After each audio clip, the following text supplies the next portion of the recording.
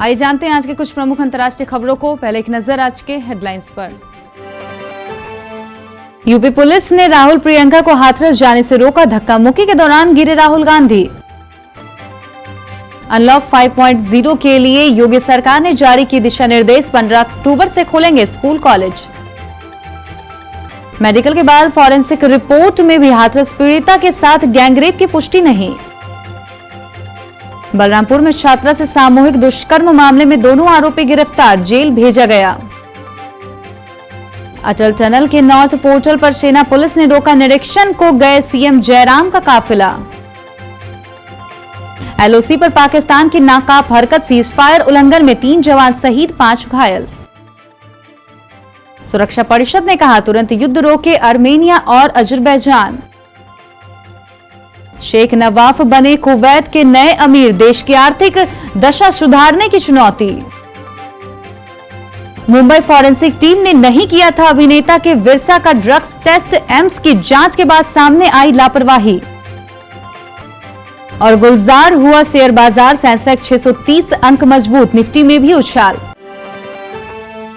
उत्तर प्रदेश के हाथरस में हुई दरिंदगी को लेकर जहां देश भर में आक्रोश है, वहीं इस मुद्दे को लेकर विपक्षी नेताओं ने भी यूपी की योगी सरकार के खिलाफ आवाज बुलंद कर दी है। कांग्रेस नेता राहुल गांधी और प्रियंका गांधी वाड्रा आज हाथरस में पीड़ित परिवार से मिलने के लिए जा रहे थे। इसी दौरान यूपी के ग्रेटर नोएडा एक्सप्रेस वे पर कांग्रेस नेता को यूपी पुलिस ने रोक दिया। पुलिस का कहना है कि कानून व्यवस्था को ध्यान में रखते हुए हाथरस में धारा 144 लगा दी गई है, किसी को भी वहां जाने की इजाजत नहीं है। पुलिस का कहना है कि कांग्रेस नेताओं को यहां से वापस लौटना होगा।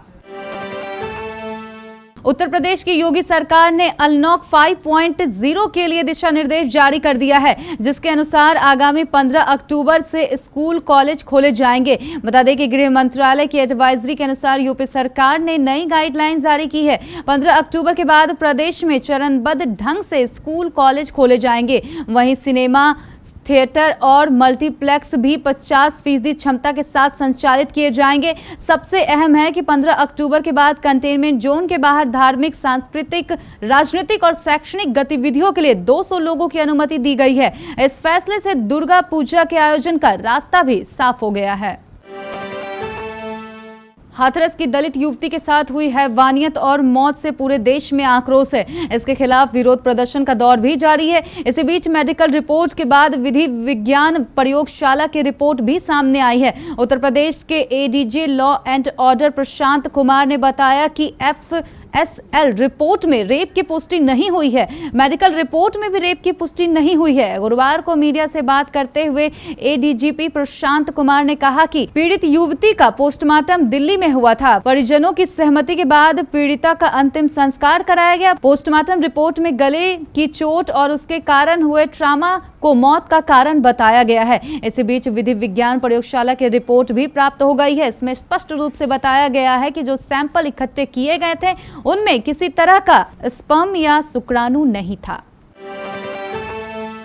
बलरामपुर के थाना गैशरी में छात्रा से सामूहिक दुष्कर्म मामले में पुलिस ने दोनों आरोपियों को गिरफ्तार कर उनको जेल भेज दिया है। गुरुवार सुबह जिलाधिकारी बलरामपुर कृष्णा करुणेश व पुलिस अधीक्षक देवरंजन वर्मा देवी पाटन मंदिर तुलसीपुर के महंत मिथिलेश नाथ योगी के साथ पीड़ित परिवार के घर जाकर उनको सांत्वना दी। उनको पुलिस द्वारा दी गई त्वरित कार्रवाई और आरोपियों की गिरफ्तारी के संबंध में अवगत कराया गया। परिजनों को भरोसा दिलाया गया कि पूरी विवेचना को शीघ्र निस्तारित करवाकर अभियुक्तों को प्रभावी पैरवी के द्वारा सजा दिलाई जाएगी। अटल टनल रोहतांग के नॉर्थ पोर्टल पर सेना पुलिस ने मुख्यमंत्री जयराम ठाकुर का काफिला रोक दिया। प्रधानमंत्री नरेंद्र मोदी के दौरे की तैयारियां जांचने के लिए मुख्यमंत्री का काफिला लाहौर के सिस्सू से अटल टनल होकर मनाली की ओर जा रहा था। काफिला अटल टनल के नॉर्थ पोर्टल पर पहुंचा तो यहां तैनात सेना पुलिस ने काफिले को रोक दिया। बताया जा रहा है कि काफिले में 5 से अधिक वाहन शामिल होने पर सेना पुलिस ने इसे रोका। इसके बाद मुख्यमंत्री गाड़ी से बाहर निकले तो काफिले को आगे जाने दिया गया। उधर तकनीकी शिक्षा मंत्री डॉक्टर रामलाल मारकंडा ने बताया कि बुधवार को पीएम के दौरे की तैयारियों का जायजा लेने सीएम जयराम ठाकुर सिस्सू पहुंचे थे। जम्मू कश्मीर में पाकिस्तान ने एक बार फिर से गुरुवार को नापाक हरकत को अंजाम दिया है। 2 अलग-अलग सीज फायर उल्लंघन की घटनाओं में भारत के 3 जवान शहीद हो गए हैं, जबकि 5 अन्य सैनिक घायल हो गए हैं।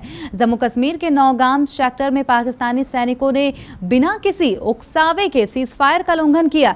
इसमें 2 जवान शहीद हो गए और 4 घायल हो गए। इसमें कुछ समय पहले पाकिस्तान ने पुंछ जिले के नियंत्रण रेखा के पास अग्रिम इलाके में भारी गोलीबारी करके और मोर्टार के गोले दागकर संघर्ष विराम समझौते का उल्लंघन किया था, जिसमें सेना का 1 जवान शहीद हो गया था और 1 अन्य घायल।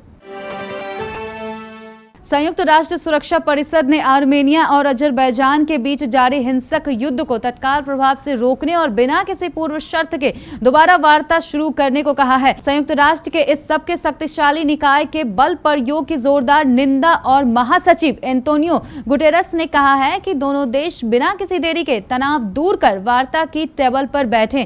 दोनों पड़ोसियों ने नागोर्नो और काराबाख क्षेत्र को लेकर जबरदस्त संघर्ष में झोंक दिया है। सुरक्षा परिषद ने यूरोप में सुरक्षा और सहयोग संगठन की केंद्रीय भूमिका के लिए पूरा समर्थन जताया। यह संगठन शांति वार्ता के मध्यस्थता की कोशिश कर रहा है।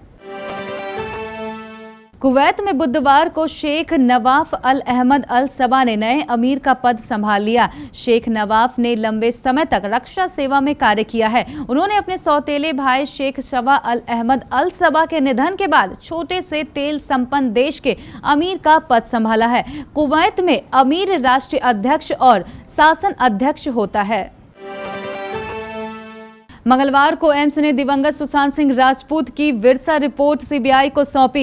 इस दौरान पैनल ने मुंबई फॉरेंसिक लैब द्वारा की गई बड़ी लापरवाही की ओर ध्यान दिलाया। उसके मुताबिक लैब ने कई जरूरी टेस्ट नहीं किए। इनमें से एक वह टेस्ट भी था जिसके जरिए यह पता लगाया जा सकता था कि सुशांत को ड्रग्स दिया गया था या नहीं।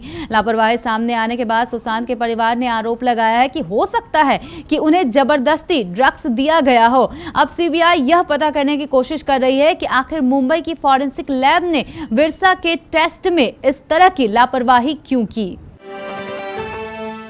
भारतीय शेयर बाजार में एक बार फिर रौनक लौट आई है। कारोबार के अंत में सेंसेक्स करीब 630 अंक मजबूत होकर 38,697 अंक के स्तर पर बंद हुआ। इसी तरह निफ्टी भी रौनक रही। निफ्टी में 170 अंक मजबूत होकर 11,416 अंक के स्तर पर ठहरा। बीएसई इंडेक्स पर इंडसइंड बैंक के शेयर 12.41% बढ़त के साथ 592.10 अंक पर बंद हुआ। बजाज फाइनेंस में 5% तो वहीं एक्सिस और आईसीआईसीआई बैंक के शेयरों में 4% से ज्यादा की तेजी रही।